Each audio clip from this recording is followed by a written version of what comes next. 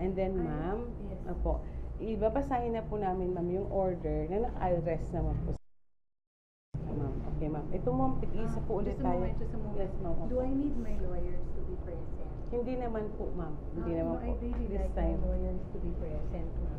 Opo. Ma'am, hindi po muna ngayon. Kasi, ma'am. Who are you doon- transferring me now? Yes po, ma'am. No, I really want my lawyers to be present. Attorney, ang order ng committee ng House is Yes. to transfer you immediately. I understand Yes, that, yes. but I really like my lawyers to be present. Can we arrange that while on transit? No, I really like my lawyers to be present.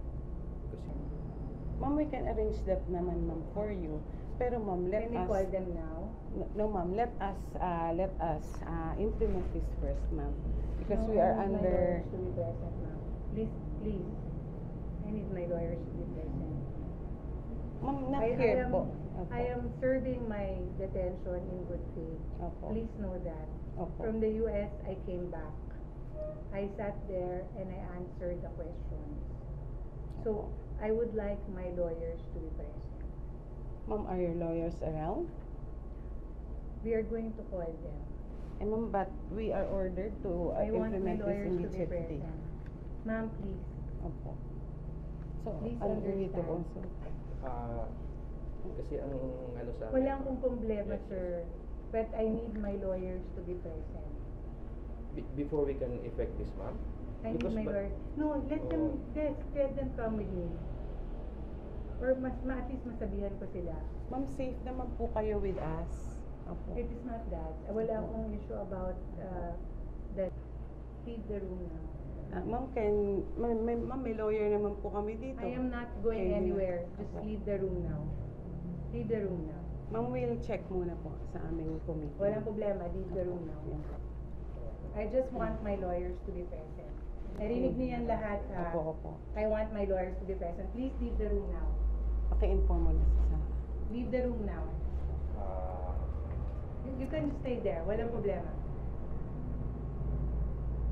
Nicole, leave the room now. Opo. Please just leave the room now. Ma'am, wait lang po. Maghintay lang po muna kami ng instruction. Kung ano naman po yung instruction nila. Leave the room now. Oh, it's okay. Please just go out. Leave the room now. For the years 2022. Ako po yung lawyer niya ngayon. Ma'am, no, we're just reading po the order. Opo. Opo. Ng order, nabasa ko na po yan. Ako po yung lawyer niya ngayon. Yes, ma'am. Opo. Kasi, this is a detention center. Yes, of the ma'am. House of Yes, ma'am. Representatives Opo. Yes, ma'am. For contempt. Yes, ma'am. Yes, ma'am. So, may space kayo para dito sa kanya. Yes, ma'am. Diba? Opo. So, Ma'am, let lalo us, yun, ma'am, clear let us just comply because we are mandated to read this order. We will just simply read it to ma'am. Yes po. Ma'am, no, I think that's a different one, ma'am. That's, yes, ma'am, but before I give you the copy, ma'am, will you please allow me to read it? Can you just give us a copy? and Yes, then ma'am. we'll review? Yes, ma'am. Thank you so much, ma'am. Okay, ma'am, may I continue into the utilization of public funds, particularly the budget appropriated to the office of the President,